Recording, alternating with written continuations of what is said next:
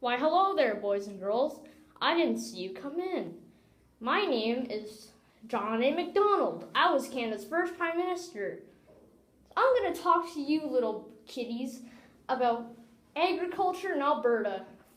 My national policy, the one I made, it was my national policy. Anyway, my national policy was built upon an agrarian vision in which the West would be populated with productive farmers who supplied the East with food and bought Eastern goods. Yay! This vision was the basis for the early colonization of the rural Canadian West.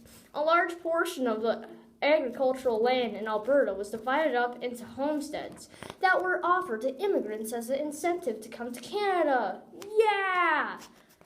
Agrarian settlement developed slowly in the southern Alberta during the late 1880s and early 1890s.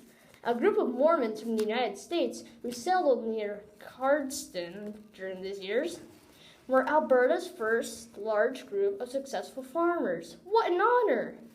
In the early 1900s, the immigration of farmers to Alberta increased rapidly due to increased grain prices, hardier varieties of wheat, and improved equipment.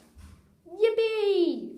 Over the years, farmers in Alberta have experienced good and bad economic times related to demand for wheat, climatic inconsistencies, and the development of new crops and farming techniques.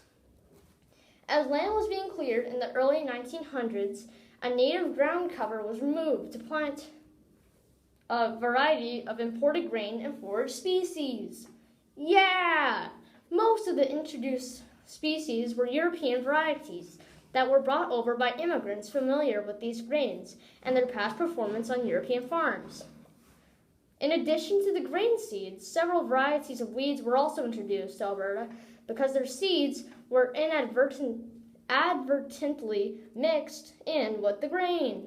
Many of these introduced weeds have continued to plague Alberta farmers. Oh no!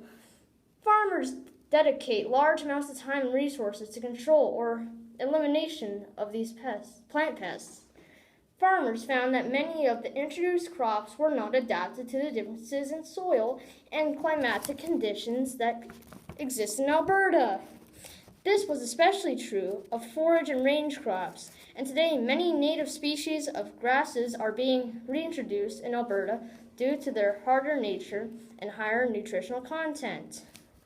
The continuing process of selective breeding and more recently of biotechnology has allowed Alberta farmers to introduce crops and varieties of seed that are much more suitable for the Alberta environment than were their historical counterparts. In addition to the changes in the varieties of crops grown